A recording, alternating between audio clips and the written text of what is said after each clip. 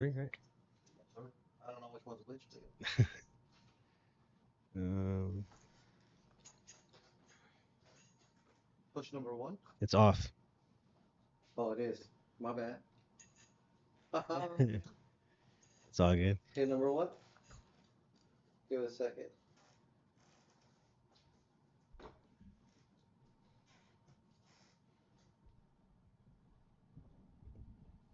There you go, brother. Appreciate you. Yo, check it out. Foo Sports, Boxing Talk, Mike Theory. We got Boxing Mob, Sebastian in the house tonight. What's What's- going on, man? Pleasure to be here as always, Mike. Yeah. Good to see you. I had like a certain Talking points? certain talking points break down how we're gonna go, but I think we're just gonna go right into it right now. Yeah, I mean, today's been a hell of a day, you could say the least. I mean, obviously the big one, Ryan Garcia, David Haiti, It's crazy. all that conversation. There's a lot to be talked about. Yeah. So a year suspension for Ryan, right? Yes. That's so 1 year suspension for Ryan. I didn't see it playing out like that. I knew it was coming. I expected it 6 months at least.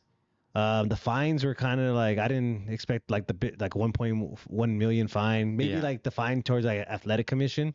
Which is Yeah, 10,000 yeah. state max. Yeah, but the 1.1 million is going to Golden Boy, right? Correct. Yeah, it gets returned, Yeah. essentially.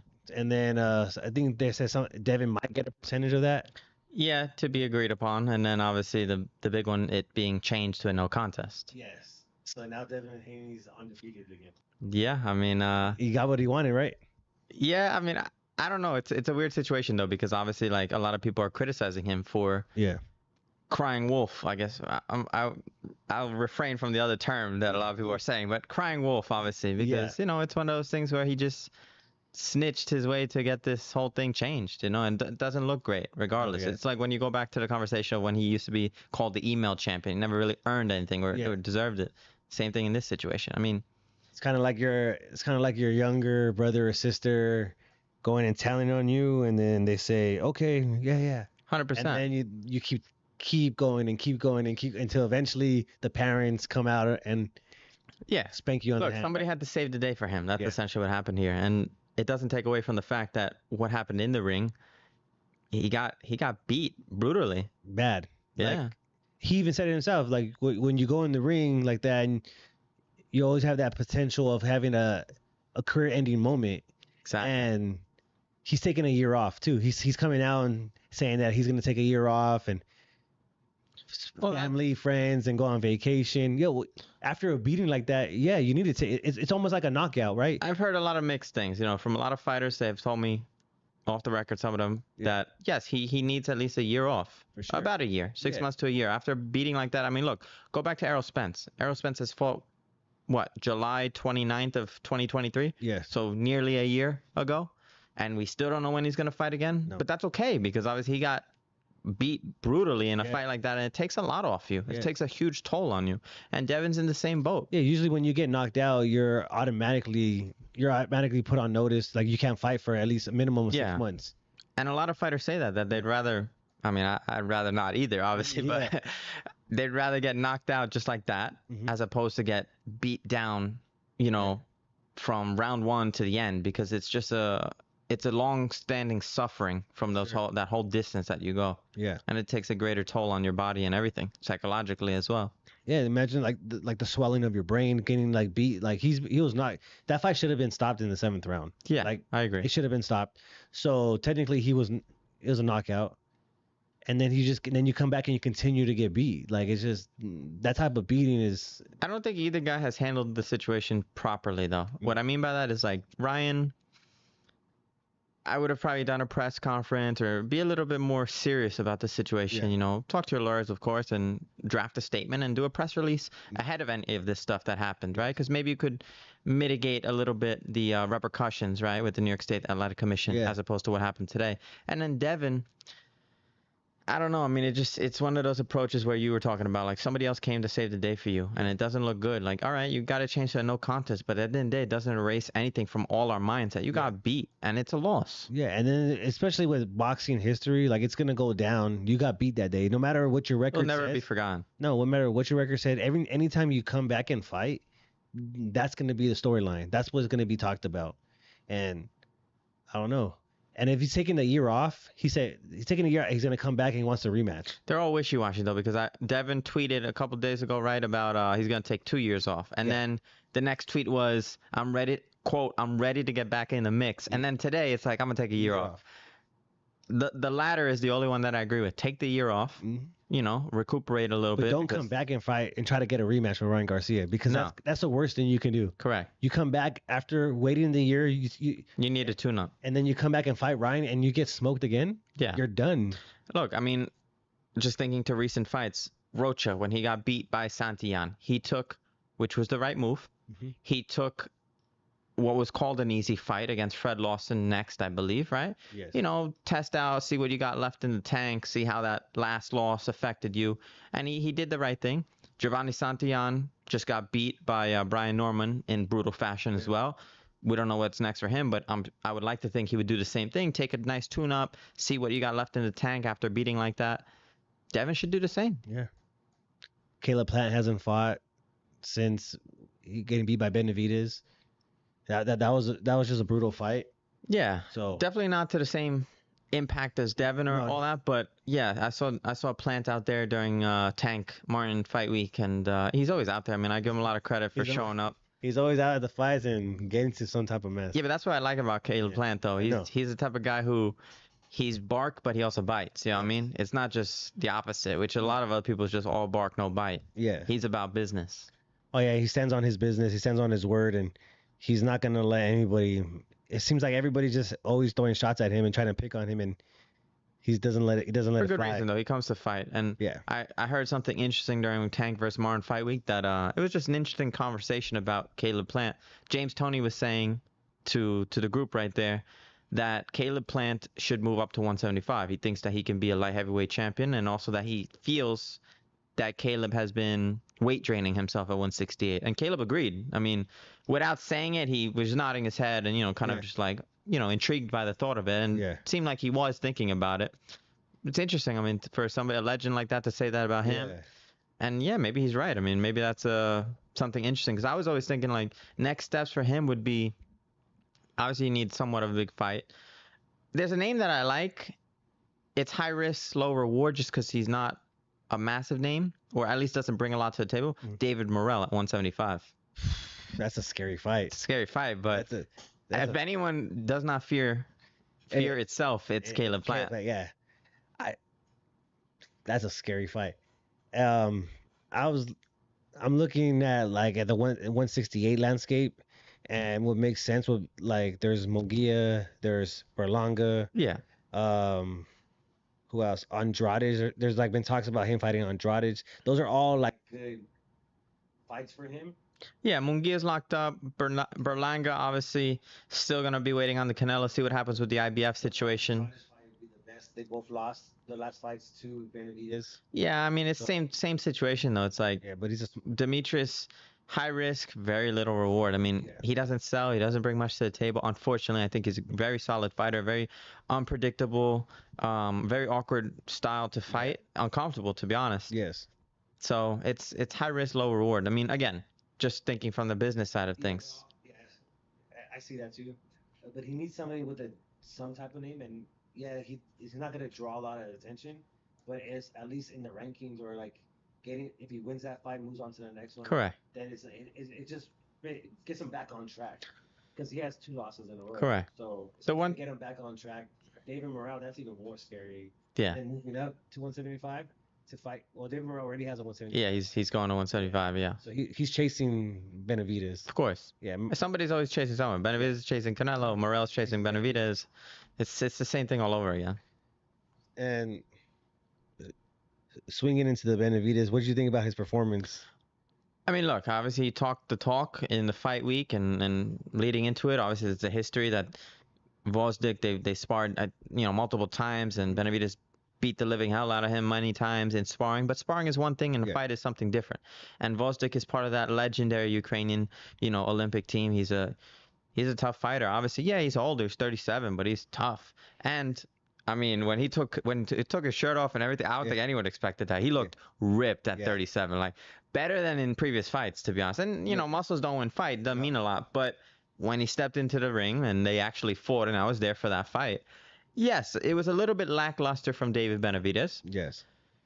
It seemed, in the beginning, okay, power wasn't translating from 168 to 175. No. But I got to give the guy the benefit of the doubt, because in the fight build-up, prior and press week, pressers weigh-in, you saw the little cut over his eye. Yeah.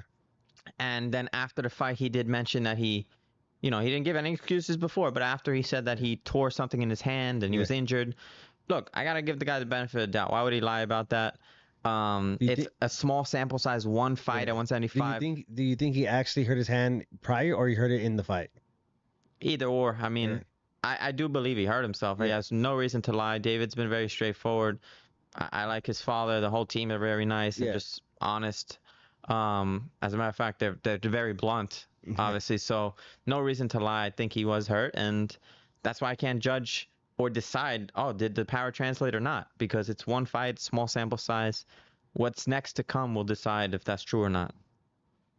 Because watching the fight, it didn't impress me, and knowing that the fighter, I can't say his last name. How do you say his last name? Gvozdyk. I mess it up many times. Even fight week I was mispronouncing it terribly. I just call him Alexander, but Gvozdyk. Gvozdyk. Even though you do got to take in consideration. Yeah, he was a champion at 175 before. True. He's a real 175 pounder. Yeah, he's a real 175, but he's been retired for 4 years. He was retired for 4 years, came back. That's his first 12-round fight since coming back. He had 2 fights before that, but this is his first 12-round fight. His last fight before getting retired was against Beterbiev, and he got knocked out. That's career changing. You're getting knocked out, and you're older in age. Yeah, if you look at that one fight, obviously, and just compare that small sample size that Benavidez had, off that one fight, does he look ready to face Beterbiev or Bivol? Absolutely not, right? Get worked if we're just using that small sample size. But I can't judge him on just that one fight. I need to see more. So that's that. But he's chasing big fights, and that fight's not going to get you a big fight. So now you're back to square one in 170. If you stay at 175, you're back at you didn't go nowhere. I heard one interesting thing though over fight week. So just again, like a theory, right? About Canelo, they were saying, and a lot of people believe this, that he did hold up Munguia a little bit in the end, whether it was out of respect or whatever it was, right? Yeah. But some people saying that Canelo's been playing possum, like he's almost faking that he's losing the edge, right? Some people said that Benavidez did the same in this fight, that he's playing possum, faking that the power doesn't translate, or he's whatever, in order to maybe get down to a level that Canelo thinks he can. But you can't see it. Like in the Munguia fight, there's a couple moments where you can clearly see where he's pulling his punch. Correct. Like towards the later rounds, there's a couple uppercuts where he didn't put everything on it. He kind of pulled back on some punches. In this fight, in the first 4 rounds, Benavidez looked like he was going for the knockout. Yeah. And he wasn't moving. And that was his all game plan moving in. He did say he was going to stop him. And Gvozdyk, he wasn't moving. True. He was, but Gvozdyk also looked like he was sparring. To me, he wasn't. He didn't have nothing. He was just peppering the whole time. There was like nothing on the punches. I mean, the whole fight week build up, like with Gvozdyk too, his body language, the stuff he was saying was so off. Like at one point during the press conference, some media member asked a question, said something along the lines of like, "Oh, David said he was going to stop you in round 9, right? Whatever the number was," and Gvozdyk literally said, "Oh, well, he might stop me before." Like, who says that? Who says that when you're heading into a fight? So the body language was off, and it seemed like a guy who was already defeated going into the fight, that he was there for the payday, knew he was going to lose, whatever. Yeah. And I guess that makes it even more unimpressive on the Benavidez side that he didn't finish him off. But again, small sample size, hard to judge on it if he was hurt, it could be true. It could be true, for sure. Yeah, I'm not taking nothing away. I'm not saying that he's lying. It's just Did he get hurt in the fight and he's just saying that he got hurt before the fight? It's just just throwing out conspiracies out there. Like, Of course, because look, the first thing people were saying after that fight is they were starting to criticize, obviously, that El Monstro is no longer a monster. Yeah. Because obviously you didn't see the knockouts, the power, any of that. So, maybe it was a way to obviously deflect the criticism, but maybe it was true. do you think this fight is gonna make him rethink it and he's gonna go back down to 168? He said he's considering it, yeah. He's Yeah, considering he would it. consider or talked about thinking of going back to 168.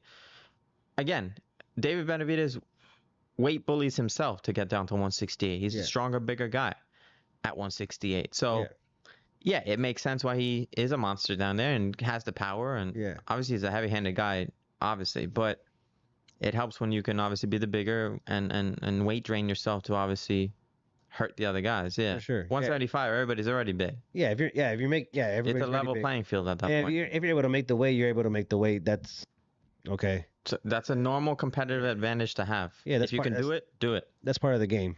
So Exactly. now, Tank Davis, impressive.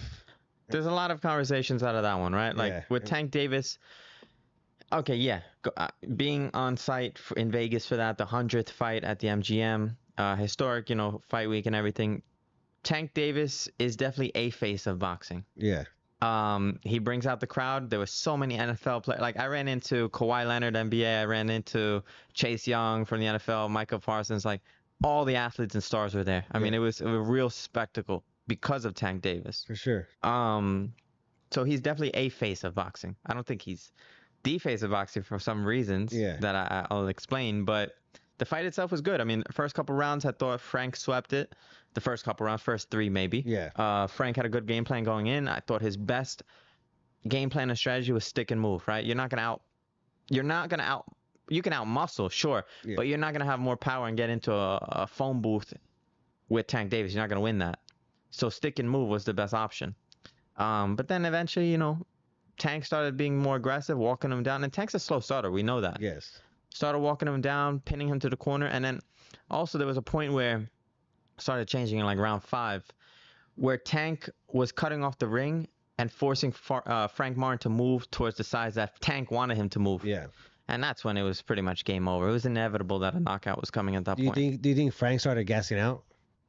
I don't think so. You don't think I so? just think, to be honest, it's a game plan that he had just one singular game plan to go in there with. And once Tank figured it out, again, he has an underrated amount of footwork, Tank Davis. Mm-hmm. Obviously an explosive counterpuncher.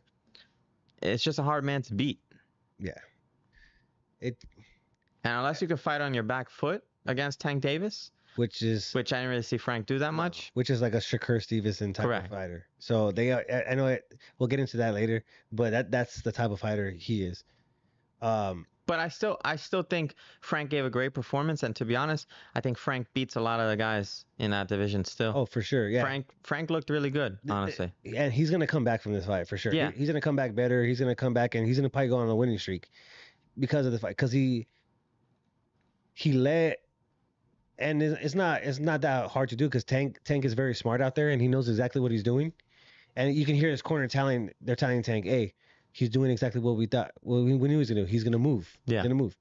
And eventually, once you start figuring out his movement, then you know how to place your foot to cut off that ring and make him not move that direction. The thing that Frank didn't do is, what's the word I'm looking for? He didn't adapt. Yeah. So he didn't So you, like in chess, right? You make a move, so they counter you. Now you got to figure out your next move, right? You can't do the same thing, and that's what Tank wants you to do. He gives you those early rounds, so you feel like you get that confidence, and you Correct. feel like, okay, my game plan's The working. false confidence. Yeah, my game plan's working. So once you feel like your game plan's working with Tank, now that's where he has you. Correct. And usually it's always around the same time, the 6th, the 7th, the 8th. You get comfortable. He starts picking it up in the 6th. You can kind of start seeing it in the 6th round. He starts picking it up. He's more aggressive. He's throwing more punches. But the 7th round, he's ready to figure it out. He's cutting them off. 8th round, now you're getting comfortable in the corner. Correct. Leo Santa Cruz. You're getting comfortable on the ropes, and then the uppercut comes. Yeah, it's a combination. That's obviously being an explosive counterpuncher, but the combinations of what Tank does is Yeah. what he's best at. I think it was what? It was a left uppercut and then left straight in round 8. Mm-hmm. But again, it was also because he forced him in the corner Yeah. and didn't allow him to move the way he wanted to move. And then it's just a false sense of security where Frank, like, he's fast. They call him the ghost for a reason. He's And fast. he's got muscle. and he got When in the clinch, Tank was even saying that he tied him up good. I mean, he really couldn't get out because Frank was a wrestler back in the day. So he's strong in the clinch. Yeah. But you can only do that so many times and so often. You give Tank that look so many times when you're in the because there's a couple of times where he's on the ropes and you see him his hip movement and then he just spins out and Tank's missing and he's out. But there's only so many times you can do that to Tank Davis. Correct. That's the other thing about Tank though, his accuracy. It's one thing for power, right? Yeah. Tank obviously is a great counterpuncher, explosive, top tier power. Yeah. But it's his accuracy that I think a lot of people don't really give enough credit to. It's so precise. Because yes, he has a low punch output. People forget. Obviously, Tank doesn't punch a lot. No. But every punch is impactful and meaningful because he picks his shots. Look at the box scores. Look at the stats of that fight. Frank was throwing more punches than him, but Tank Davis percentage was a lot higher. They were better punches. Like, he was just landing way more. And then look at the knockout. The left uppercut was right on the chin, like right, and then that straight left. Exactly. On Pinpoint. On the money, like. Yeah. And then what gets me is when his walkout song. As soon as he started playing the Ghostbusters song. He said that was his team that thought of it. Oh man. But it was genius. That was genius. And then you can tell he was just having fun, like. Yeah. And then he did wear it on his face a lot though. Yeah. Tank's a really cool dude though. Like honestly, like he's all tough and all that, but behind the scenes he's a really nice guy. Like I don't know. I think he's got a really good personality. He is a face of boxing, but I don't think he's the face of boxing. Not until after, if he fights the Loma, I think the like a Loma fight, or if he makes if Shakur has a good performance in his next fight, and then they're able to make that fight, those two fights can take him. Yeah, no, I agree. I just think, again, Canelo Alvarez, right? Until somebody, look, what Canelo Alvarez did some years ago, 73,000 sellout, obviously it was it broke the record for most attendance in a boxing fight, an indoor in the United States, 73,000. Who's ever come close to that lately? Nobody. No. And obviously even pay-per-view numbers. Canelo is a one-man crew. Yeah. Against Charlo, against Munguia, against, all these guys. Sure, even Ryder. Like, the man can sell. For sure. He's the cash king. It's Canelo Alvarez. He's the cash king. So, to me, that's the face of boxing. Oh. Because it's marketability, it's money, it's the cash, it's everything, yeah. Until he retires. But Tank is a close second. Yes. Yeah, above everybody else. There's nobody close to him after Canelo Alvarez. It's Canelo, then Tank. Who else? Nope. Again, big difference between face of boxing and pound for pound, right? For sure. Crawford, in a way, number one, number two, however you put it. Even Usyk, top three, pound for pounds. They ain't selling though. But face of boxing is more than just what you do in the ring. It's marketability, it's cash, it's all that type of stuff. And Tank and Canelo are the 1 and 2. You figure out how you want to interchange it, but they're 1 and 2 for sure. Oh yeah, right now. I don't think anyone else comes close. There's no close third. No. And prior to this whole situation, some could argue Ryan, but even that, he brings in a new audience. He has a social following, all that type of stuff. But face of boxing, no, not face of boxing. You also got to have accolades to be the face of boxing. Yeah, and he's very popular boxer, and he draws a good crowd, and you can make money off that fight, but no, because there's more to it. If it's just that, then you could say Jake Paul is that, because that's bullshit. Like, obviously, that's true, but Matias, the boogeyman, no longer, I guess. No longer. That performance was subpar at best. Yeah, I mean, I think from the beginning, got to give a lot of credit to Paro. He's a road warrior coming into someone else's country in Puerto Rico, taking the title away.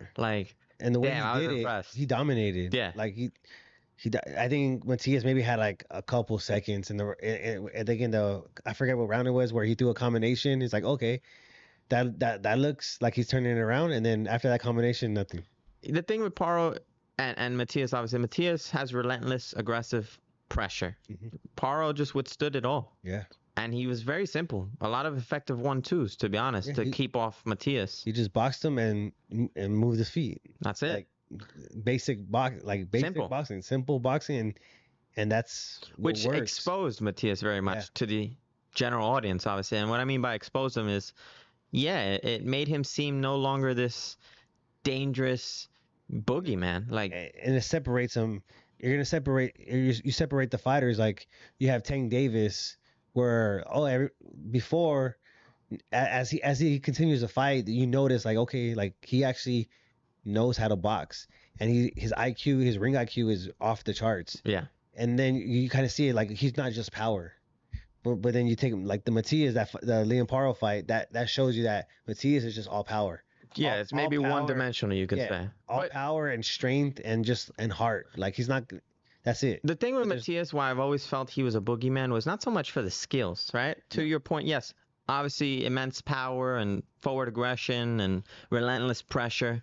But what made Matias a boogeyman to me was the fact that he falls in the categories of Demetrius Andrades and all those guys of, yes, very talented, but low reward. Yeah. Because they don't really bring much to the table. They don't sell. They're not a big name.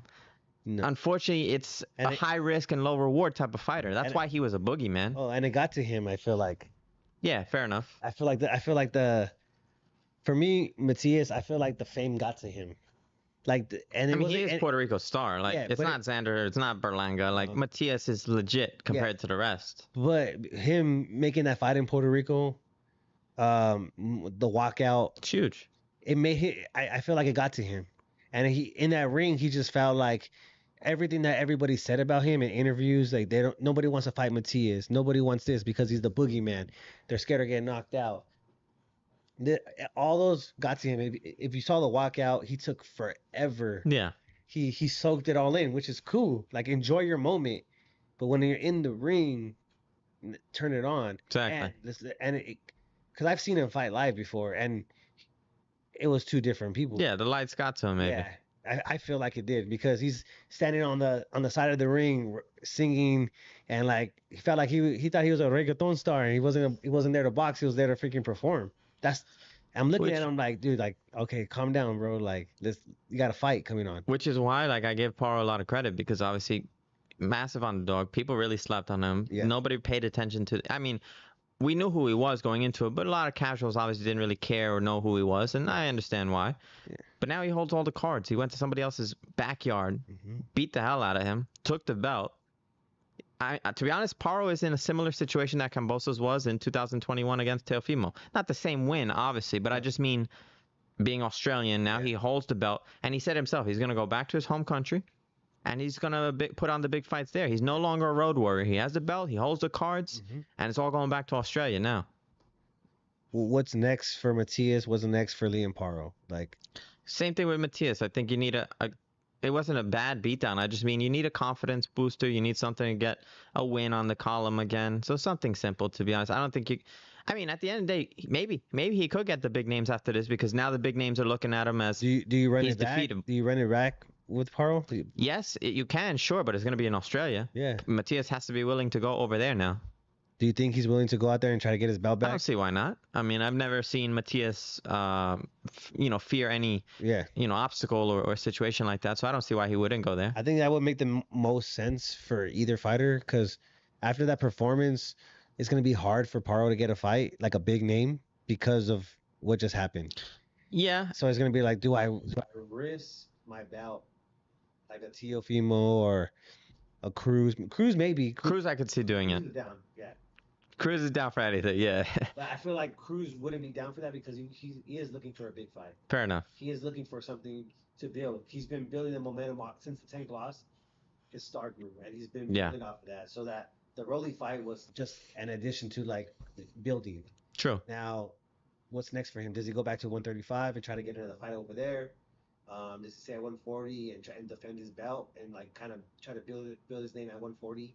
Him going over to Liam Paro in Australia, I don't know if that would sell the way it would.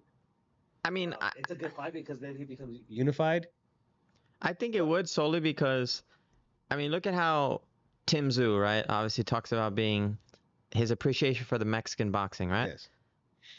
To me, I mean, I don't know Australia that well or people Yeah. over there never been, but at least from the boxing side of things, it makes me think, okay, they appreciate Mexican boxing, that style, right? So why wouldn't, if Cruz goes over there and makes a good fight, people know who he is, and Parra holds the cards. He's gonna want them to be in his home country. It's the same Camboso situation all over again. So I think he might hold out. And to be honest, if I'm Cruz, I stay at 140. Not only because you have the belt, but because I think there's a lot of volatility at 140 right now. With what Devin just said about taking a year off, what's gonna happen to his WC belt? Is the WC gonna hold it like they've done for many other fighters back? Like obviously Charlo and all those others. Yes. Or is he gonna have to vacate it? And then there opens up another opportunity right there. That's true too. Well, Devin Haney also said too that he's done with the belts. He's had all the belts.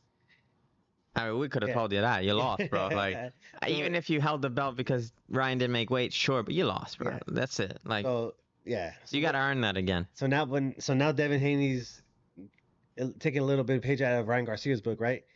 Oh, no weight classes, no more. Which is fine because I'm gonna fight honestly, he's him. always weight bullied himself Yeah. too. So which is good. Like, so he's gonna fight. No more weight classes. I'm gonna fight whatever weight I feel comfortable So in. catch weights and maybe 147. Yeah. Because he's talked about 147 before. I mean, who do you face at 147? That's there's a lot of names there, obviously. Yeah. Who knows? Yeah. I don't think again, you need a tune-up fight before we even get to that conversation. It's pointless. Yeah, it's pointless because The landscape changes in 1 year. if you're talking about taking a year off, or if you're talking about taking 2 years off, then you're talking about you're ready for a fight. Then you're talking about, oh, I'm taking a year off. Like, A lot changes. yeah, you're not ready for a fight at all. No. If your mindset is like that conversation's like that, then if you're thinking like that, then take time. Yeah, I agree. Stay away from the ring. Take time because you're only hurting yourself. I do think though for both Haney and Ryan, like Ryan after his 1 year, I think he comes back with a grander allure. I actually don't think he's gonna take a year off. Devin? Oh, I don't know, Brian. Oh well, Ryan's suspended for a year, so. But I think he might make a fight. You can fight in Saudi. Well, that's the thing. Yeah, You can totally in fight the it- United States. Yes, you can Fair fight enough. in Saudi. You can fight in England, Mexico. Yeah, it's like the Conor Benn situation. Yeah. A little different, but obviously similar. Similar to that. So I don't know if he takes the whole year. I don't know if he takes a year off. Yeah, why not? Yeah, you're right. He might go after Liam Paro and fight him in Australia for a belt. Why not? Yeah. Yeah, I mean, yeah, you make a valid point. I mean, that is interesting. I forgot the fact that it's not exclusive everywhere. It's just for the United States. For the United States. That's what Pacquiao did, right? Do that world tour now, yeah. Then He can do the rap career too yeah. out there. Go do it. Exactly. Go fight in Australia. Do a show. There you go. Hey, I don't know. He's also calling for an MMA fight, so I don't know with Ryan Garcia. Yeah, I mean, you never know. But yeah, that's actually pretty interesting that you bring it up. I mean, yeah, maybe. Obviously, Paro wants the big fights back in Australia. Yeah, maybe Ryan Garcia. That's a good fight. What's bigger than Ryan, right? That's a Ryan good fight. Australia, and the whole controversy of him being suspended and he's saying F you guys, I'm gonna go to Australia then. I'm gonna go fight for the belt anyways. And look at Devin, you're over here. You can make big money out there. I mean, throw in Cambosos too. You got no belt, but obviously throw Cambosos in. You got 2 fights in Australia right there. Paro, Cambosos, or Cambosos, Paro first, whatever you want to do.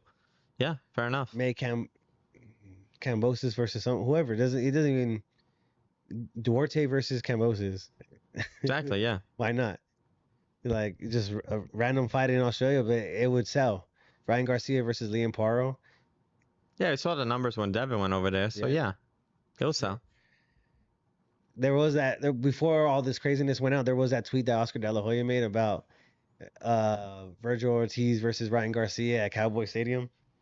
That came out of left field, but Again, would be an easy fight to make. Yes. Being that they're both under Golden Boy, but I don't take it serious. Like, it would sell. Sure, it would sell. In But at Cowboy Stadium, 147, it would be at what 154. it would be 154 because Yeah. Virgil's at 154, and Why would Virgil? yeah. Unless a catch weight at like 150 or 148 or. Given the situation now, I just don't. Obviously, it won't happen unless they both go abroad. But I just thinking about that tweet is just And I guess Ryan tweeted they fought in amateurs, yeah, and I guess Ryan said 3 times, but Correct. Virgil said only 2.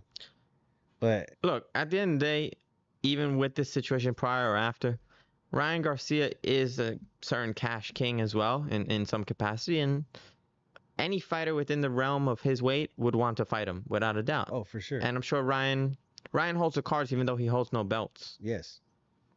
He knows that. When you are able to draw an audience like he draws and bring attention to fights like the way he does, then you're always gonna be the A side unless you're fighting for a bout against a champion. 100%. And even at that moment, you're still gonna be A2. So the negotiations are gonna be really tricky when it comes to like that, because you're gonna have to give Ryan Garcia majority of what he wants if you want to make that fight happen. Yeah, I mean, Look what happened with Devin. He had the belt. You still gave up. He still gave up a lot to Ryan. this situation, honestly, I don't even think is that bad for Ryan Garcia. No. If anything, it might even be a blessing in disguise in a certain way because it closes the door here in the United States Yes. for 1 year. But to your point, it opens up the door abroad. And he's already a global icon, a star. He transcends the sport. So why not do it in other places now and go on the world tour as Ryan Garcia, fighting all over the place, making even a bigger bag everywhere? Yes. And then Why just not? become even bigger.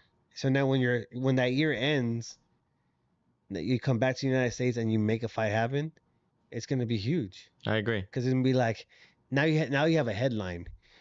Say he goes undefeated. Say in that year he fights 2 times. 2 fights. A year goes by in boxing. A year is fast. Most people fight. Most fighters fight 1 time in a year. Nowadays, yeah, Nowadays, unfortunately. Tank, he fights once a year.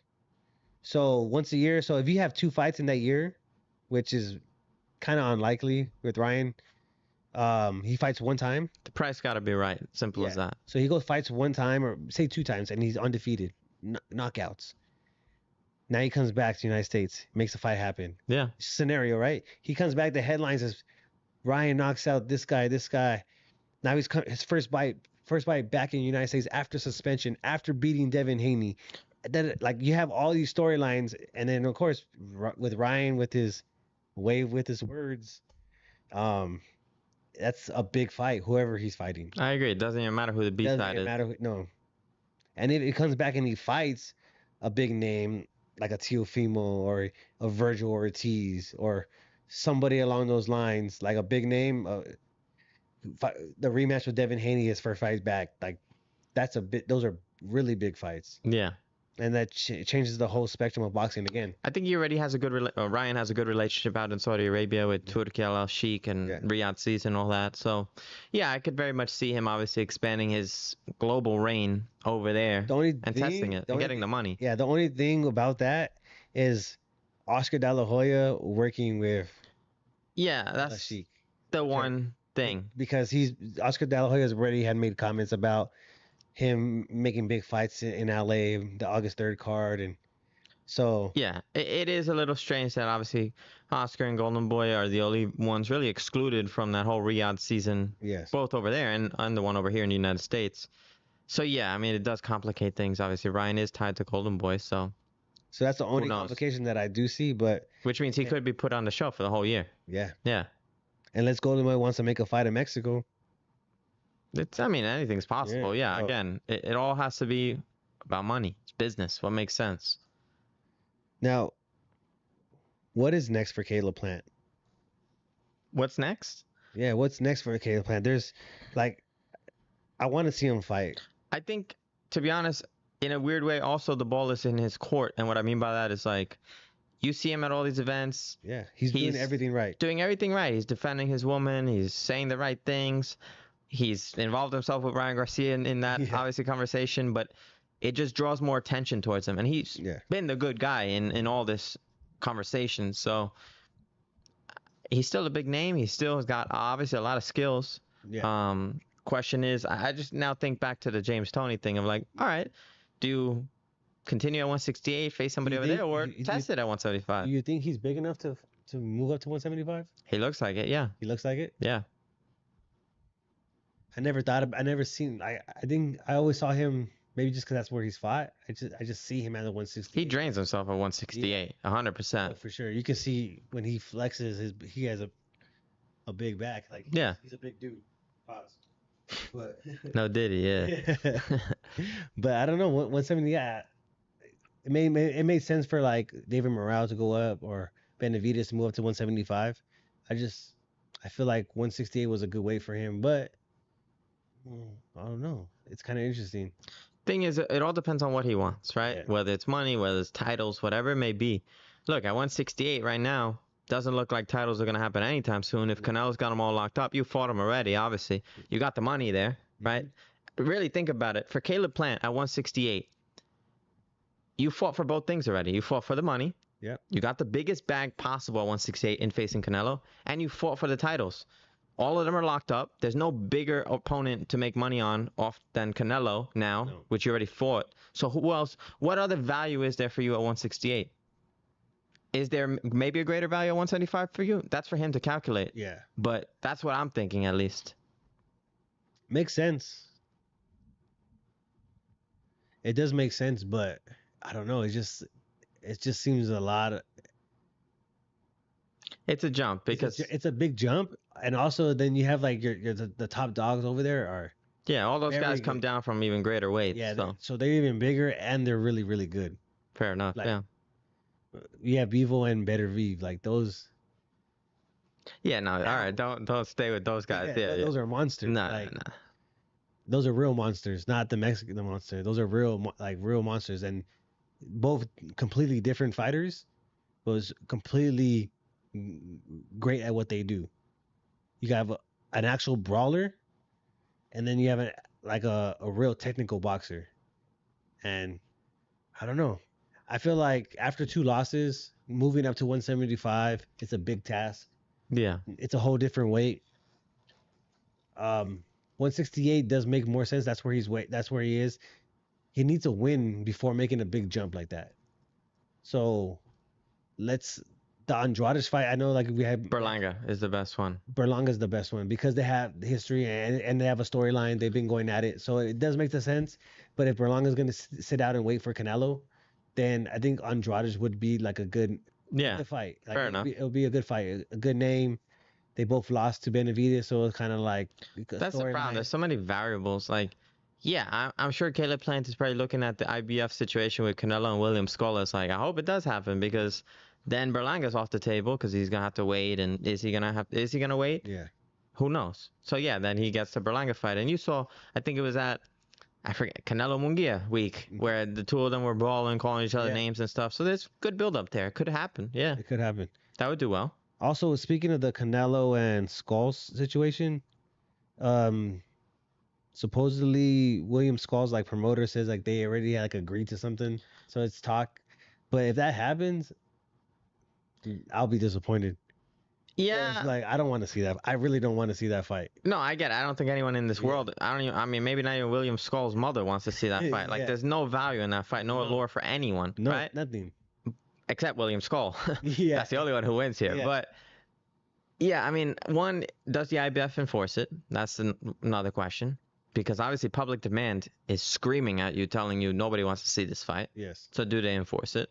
And then two, I think it's always up to Canelo. Look, does Canelo value big fights for big money, or does he value keeping the titles and keeping the belts? And the only way to keep the belts, obviously, is taking your mandatories. Yes. So again, it's entirely up to Canelo what he values more at this stage of his career. And right now, I don't know. It's a 50-50. Yeah, I know. It is a 50-50. I get it, but if the IBF does try to force him to make that fight, I hope that he just vacates the belt. Yeah. And just move on and let William Skull fight whoever he has to fight. Benavidez comes down. Whoever the next number one is, obviously, or number So two if is. Benavidez comes down and makes that fight happen and he wins the IBF. Yeah, when you look at it that way, let's say Benavidez wins the IBF, then yeah, obviously now you want the undisputed again, Canelo, you got to go through me. Yeah. Exactly. So that'd be interesting. But it's hard to hate on Canelo if, again, it's not really his choice. I mean, yes, it is, but like, if it's a mandatory, you got to take a mandatory if you want to keep the belt. Yeah, but then the whole storyline again is Canelo's fighting his mandatory, but how come he never fought Benavidez when Benavidez was mandatory? So it's Fair. like, there's always going to be something. There's always, ammunition for a different viewpoint or a different thing. So how does that make Canelo look if he does fight William Skull but never fought Benavidez? Yeah. He's been waiting for the and he's been trying to build up. The way I look at it, he's trying to build up the Benavidez fight to make it the biggest fight possible. Fair enough. And he's been, like as you saying, playing possum in these fights and just using these as pretty much as big sparring matches to prepare for that Benavidez and kind of building up the name, building up the fight. So, but we will see, right? I guess only time will tell. I just hope. The last 2 years of boxing have probably been the best boxing that's been in the last couple of years. I agree. Yeah. Like it's been building back up. Last year was a great year for boxing, and for Canelo to make that skull fight would just be like taking boxing backwards. I feel like that's how I feel. No, I get it. I mean, Canelo either needs to listen to himself or listen to public demand. And public demand is telling you we don't want the Skull fight. I mean, shit, we don't even want the Berlanga fight. But now Berlanga looks great compared to William Skull. Oh, for sure. Yeah. Berlanga looks like, okay, that looks like a... I'll take that any day over William Skull, yeah. Yes, because you actually seen Berlanga fight. I've seen, like, matches. Yeah. Have you ever seen William Skull, a boxing match? No, never. And to be honest, even aside from Berlanga's skill or lack of, it's Puerto Rico versus Mexico. Oh. So that in itself, it doesn't even matter who it is going to be a good showdown and a good build-up because fans are going to tune out for that one. Enough of this nonsense. Mongi is locked up now, right? He's... Eric Bazignan or a Canadian. Yeah, he's undefeated, I believe. 32-0. He's fighting, so that people are saying... So, Munguia fighting Eric... What's his name again? Bazignan. 32-0, right? Is Munguia stat padding?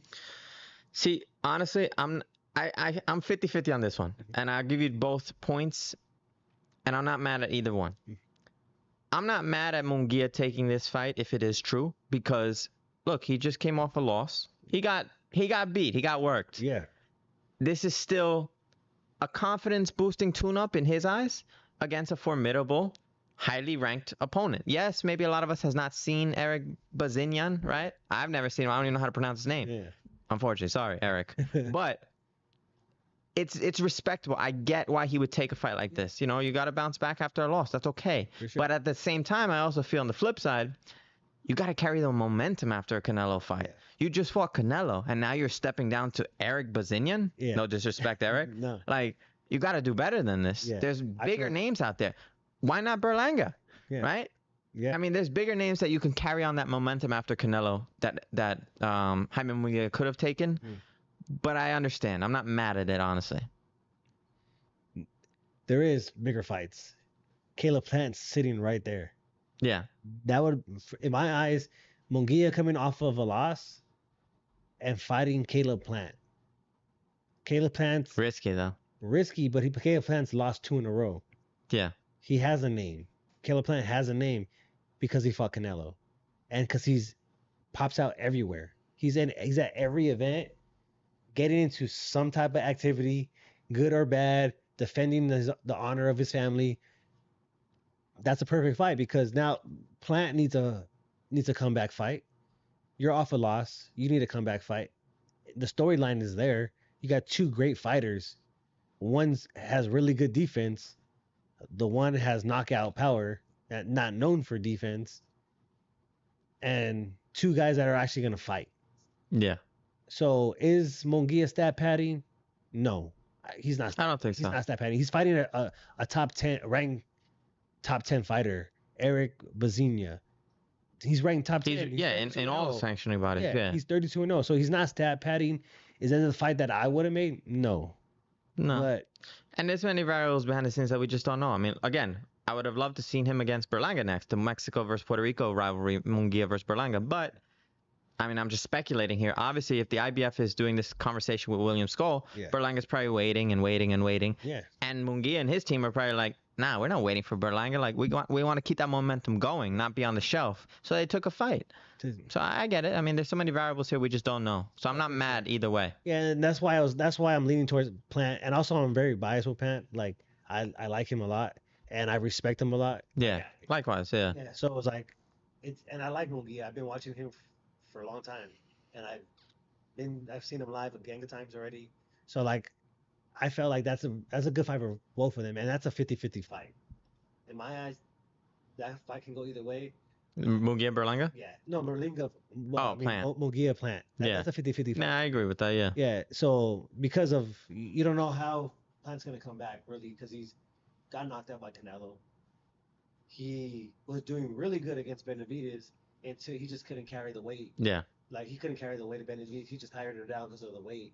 And Benavidez has heavy punches. Like he's a big dude, so Yeah. his punches weigh on you. And the way he throws them, he does throw fast, but when he throws like a hard punch, he lets it stay there. Mm-hmm. So you're carrying that weight of that punch on you, and then he's also putting the body because he fights really close for a big dude. Yeah. He likes to stay in the pocket. And he fights like on top. Very good work to the body. Yeah. Yeah. So he's making you carry that weight of him. So that's the reason why like I want to see that fight. Is Plan and because Plan's really good. If you saw it, he was beating Benavidez. If he was just able to withstand like the weight and the pressure a little bit, then he wins. Yeah. I mean, to your point, 168 still has a lot of valuable names that all those guys could fight each other. Yeah. And still reap the rewards from it. For sure. And then Canelo is on the way out. So if Plant stays at 168 and he starts building up some wins when Canelo does leave, yeah, he's still young enough to like he can be somebody has to be the next king in line. Yeah. Exactly.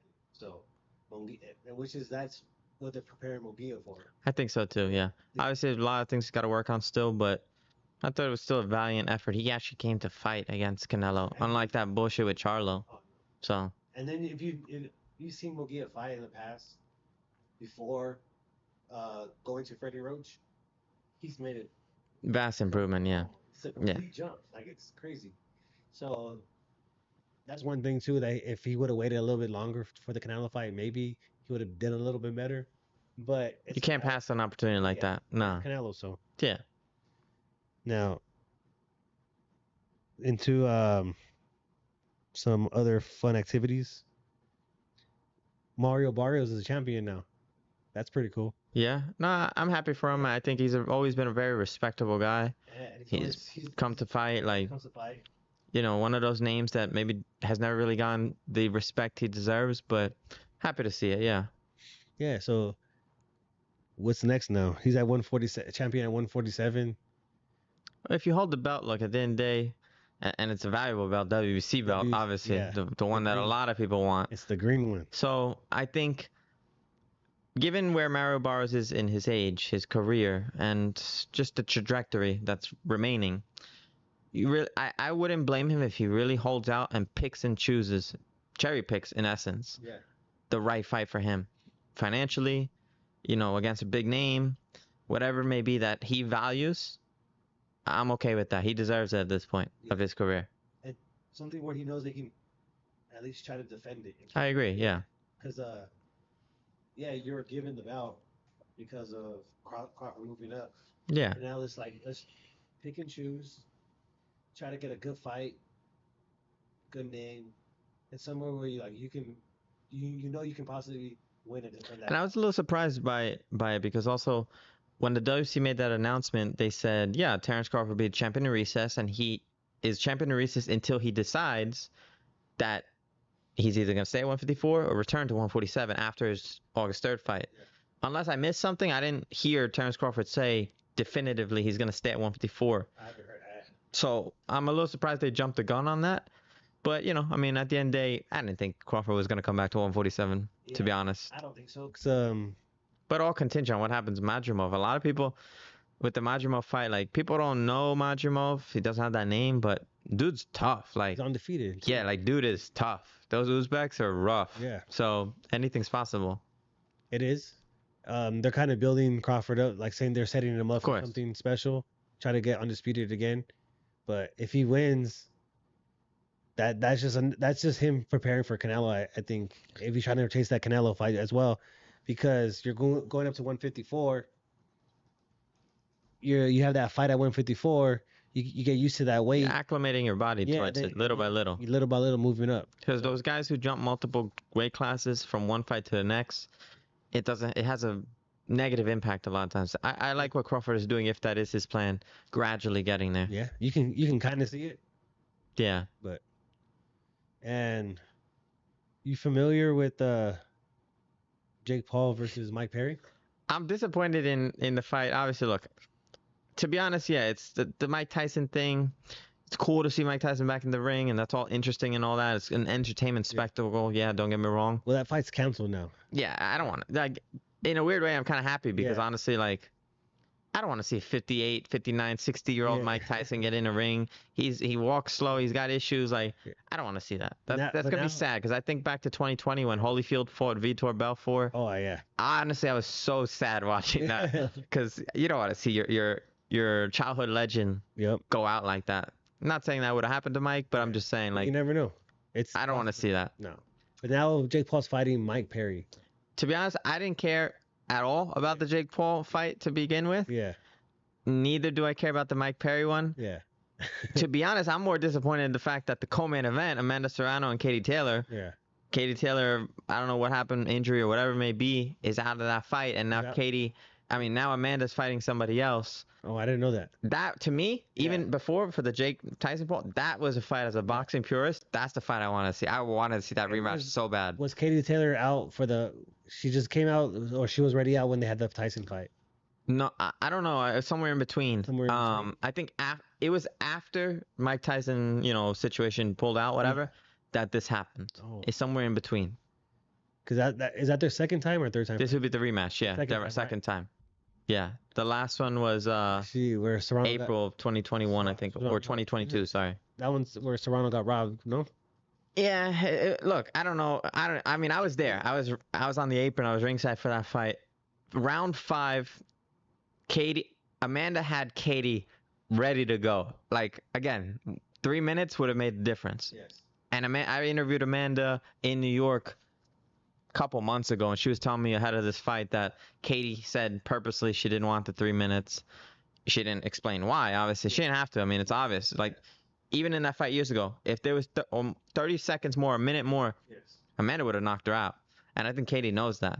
So, but going back to that fight, the last 3 rounds, Amanda let off the gas in that first fight. Like, I don't know what she was thinking.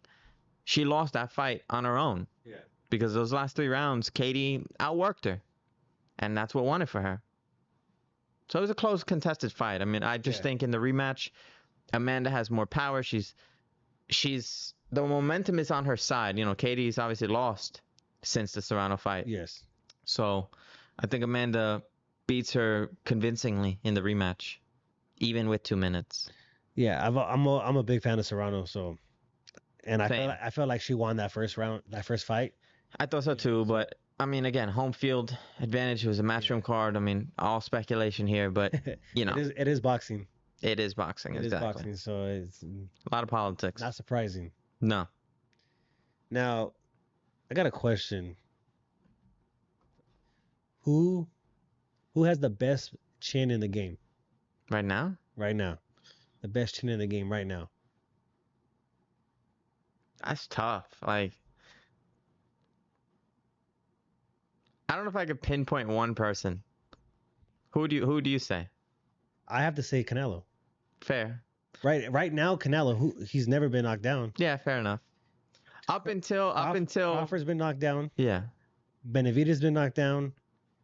Inoue's been knocked down. Now Mogia's been knocked down. So Up until the unofficial retirement of Triple G, I would have said it was Triple G. yeah, But yeah, fair enough. I could see Canelo. I mean, the one thing with Canelo, which I guess reinforces your point of him having a chin, though, his head movement is just not the same. Like, he doesn't get off the line as much. He gets hit a lot more. Yeah. But I guess it still reinforces your point that Yeah. he's got a chin. So yeah, fair enough. he's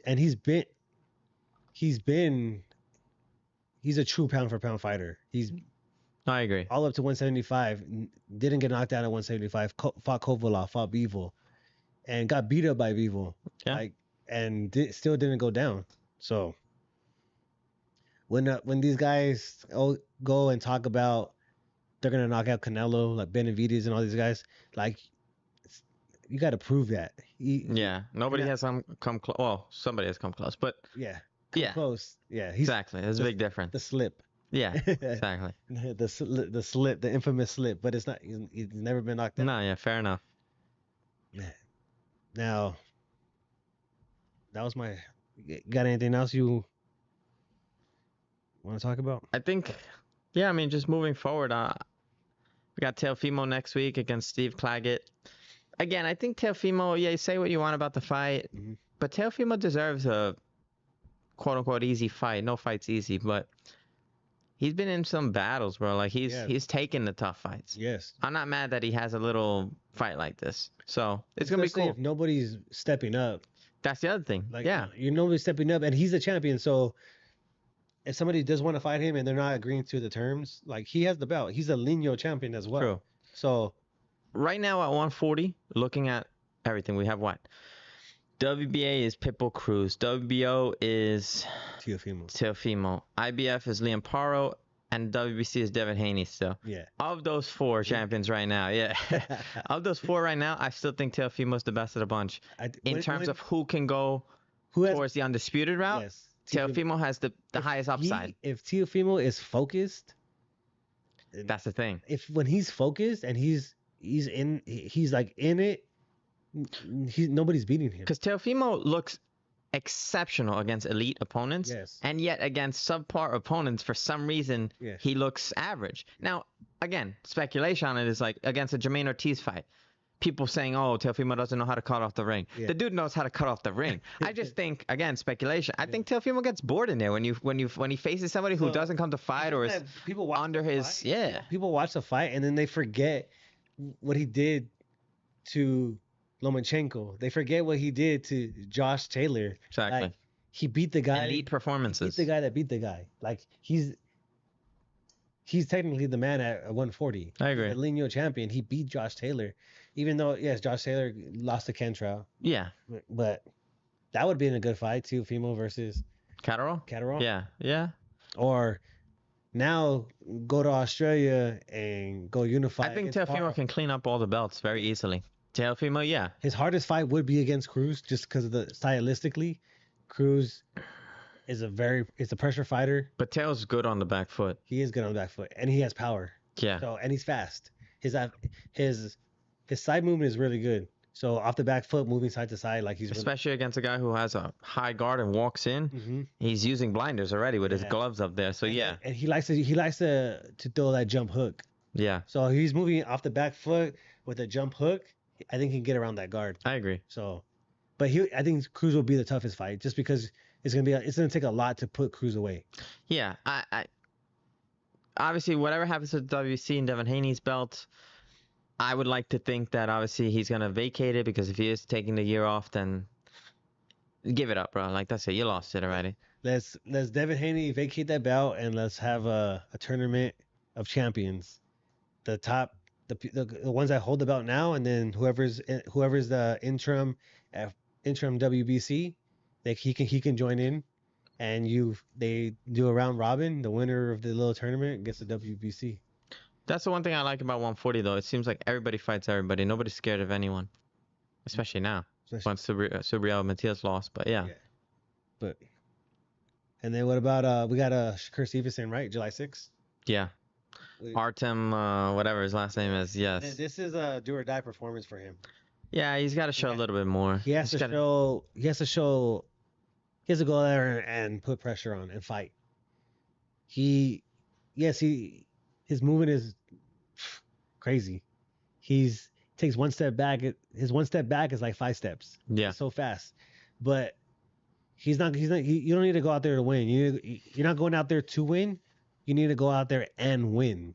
Like the difference of just going out there and winning. No, You got to do more. you need to win. You know, go out there and make a statement. No, I agree. Yeah. I think, to be honest, the fight that I would like to see Shakur in at 135 is against William Zepeda. That's a fight that I actually would be very intrigued about, because stylistically, Yeah. it's apples and oranges. It's Yeah. so different, and yet I think that's what makes it very entertaining. Yeah. Because you got a guy who And Williams Zepeda throws almost as much as anyone else in that division in boxing in general. Yeah. Forward aggressive type of guy. And then you got Shakur, who's a little bit more obviously defense to offense approach, good footwork, obviously angles, different changing. Fast. So yeah, The speed is crazy. I'd be intrigued by that one. That'll be good. And that's gonna help him build a name. If he can go out there and actually win a fight though, not by points and not by go out there and win a fight and make people like interested in, and then make other You gotta fighters, win people over. Yeah, you gotta win the people over, and you gotta make fighters want to fight you. Nobody's gonna want to fight you when they know that you're gonna be out there moving. All like yes, boxing. I know you don't want to get hit. That's the key to boxing. Hit and don't get hit. I understand. But if you want the fights and if you want the recognition, you gotta go out there and fight. Yeah. And you gotta be in the pocket, you move out. But that last fight, no, that's not it. Which is why I sort of believe into a little of that rumor or speculation of like those guys who play possum, right? Because maybe that's what Shakur needs to do. Play possum a little bit. Fake it. Like don't show that same Shakur that you always see. We know you can do that. But show a little bit more of a lackluster Shakur so that people are now like, oh, he's not as good as he really is, and the bar is set low or whatever. And then those names that you actually do want, again, a false confidence to the opposition. And then you can get those fights. Because to your point, nobody's going to want to fight a Shakur like this. No. What do you bring to the table? Yeah. I mean, you're very risky to fight, obviously, but not much reward. None. Because you talk a lot and you're in the media a lot, but you're not selling tickets. You're not bringing eyes or anything. So. And I like Shakur, but yeah, I agree. Yeah. So.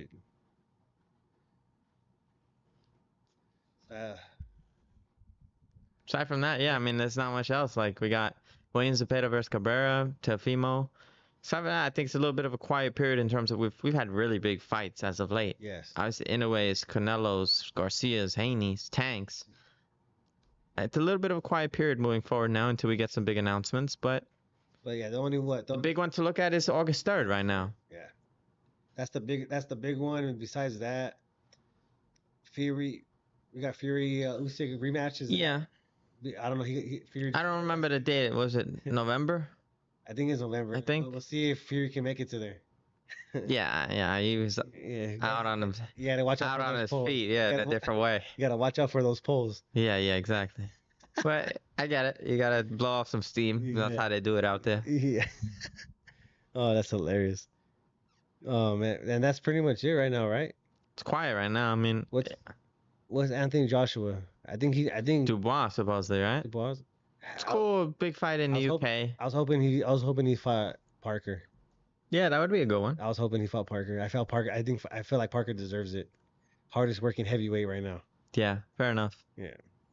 Flies under the radar, yeah. For sure. And his last two fights were big. Yeah. Well, at least getting the payday over there, so yeah, that's good. For sure. Well, I think that's it, right? That's it. Full Sports, Mike Theory, Sebastian, Boxing Mob.